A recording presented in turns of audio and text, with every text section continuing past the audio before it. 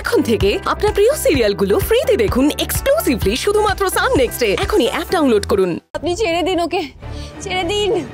এক মিনিট, আওয়াজটা ভেতর থেকে আসছে মনে হলো না? হ্যাঁ হ্যাঁ, এই কি হলো বলো তো সোমেনদা? চলো দেখি, চল। এই চল। আমি আবার আসবো আমি ওই ডালিকে আমি ছাড়বো না। আবার আসবি কোথায়?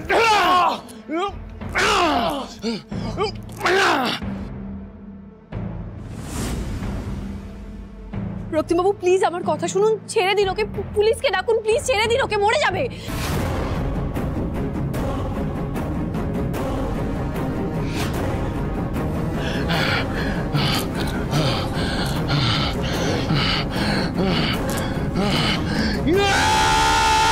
বাবু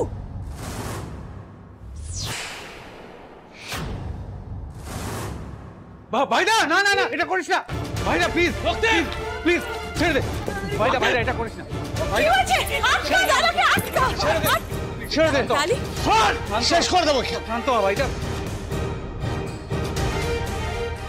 হ্যালো, হ্যাঁ অফিসার, বলছি যে আপনি প্লিজ এক্ষুনি একটু দেববর্মন বাড়িতে চলে আসুন প্লিজ। তোর কোনো চোট লাগেনি তো? আর যে তোকে কিছু মামুনি আমি ঠিক আছি, আর্যবাবু আমার কোনো ক্ষতি করতে পারেনি।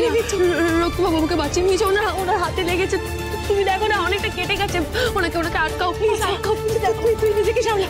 দাদা ভাইদা প্লিজ কুল ডাউন, মাথাটা ঠান্ডা কর প্লিজ। মাথা ঠান্ডা রাখতে পারছি না ঋষভ। এই ছেলেটা আমার মাকে মারার চেষ্টা করেছে, আমার বড় মাকে মারার চেষ্টা করেছে, ডালির গায়ে হাত তোলার চেষ্টা করেছে। আমি একে ছাড়বো না, টুকরো করে ফেলবো।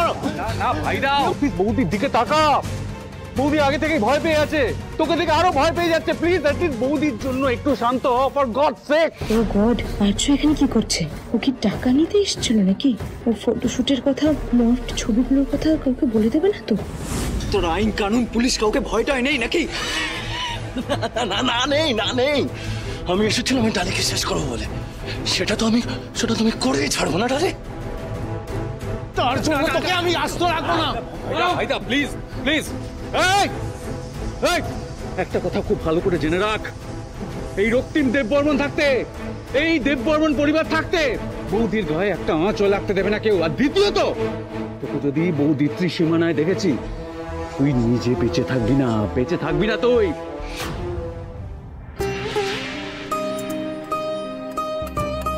রক্তিমবাবু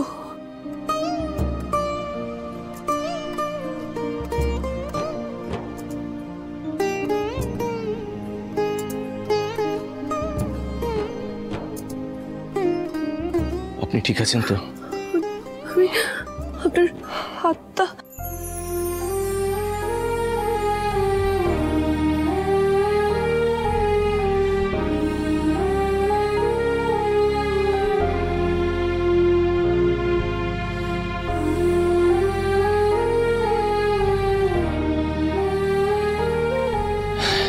এত সবের মধ্যে আপনি আমার হাত নিয়ে চিন্তা করছেন? আমাকে তো চিন্তা করতেই হবে, কারণ আপনি নিজের কথা ভাবেন না। আর আপনার কথা কে ভাববে? আপনি আছেন তো আমার কথা ভাবার জন্য।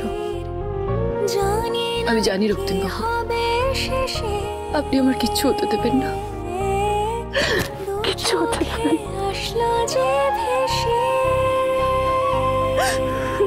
রক্তিম বাবু, এই তো এসে গেছে অফিসে। হ্যাঁ আসুন। এই যে আর্য ব্যানার্জি এতদিন ফেরার ছিল, আর আজকে এই বাড়িতে ঢুকে মিমির ওপর অ্যাটাক করার চেষ্টা করেছে। অফিসার নিয়ে যান এই পাষণ্ডটাকে, যেন কোনোদিন দেববর্মন বাড়ির ত্রিসীমানায় আসতে না পারে। এ বাড়িতে এলে যেন ওর প্রাণ কাঁপে। আসবো আমি, যতক্ষণ না আমার উদ্দেশ্য পূরণ হচ্ছে আমি থামবো না।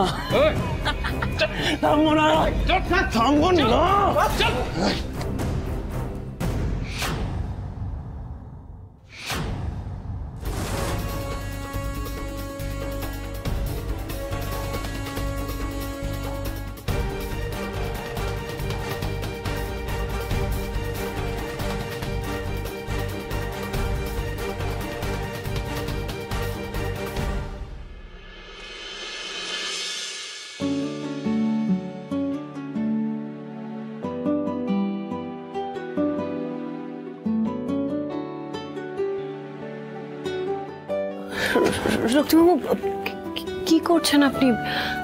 আমাকে নিয়ে ব্যস্ত হতে হবে না, আমি ঠিক আছে, এসবের কোনো দরকার আপনি নেই। কি একটু চুপ করবেন?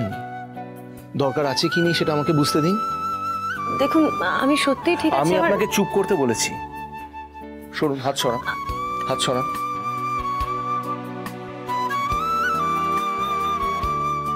এখানে তো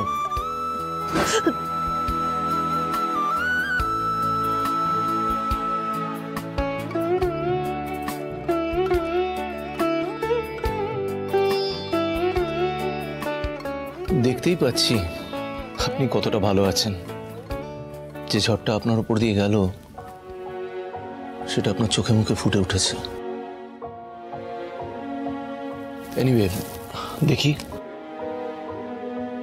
আহা, কালশিটে পড়ে গেছে। ব্যথা?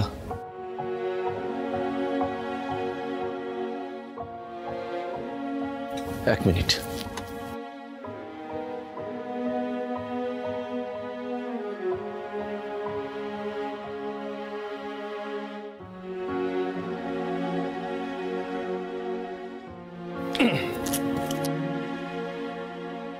দেখি,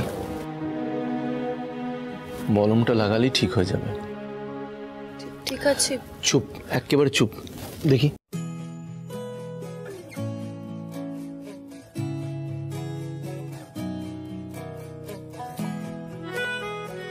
মলমটা লাগিয়ে দিলে ঠিক হয়ে যাবে। দেখি, মাথাটা তুলুন।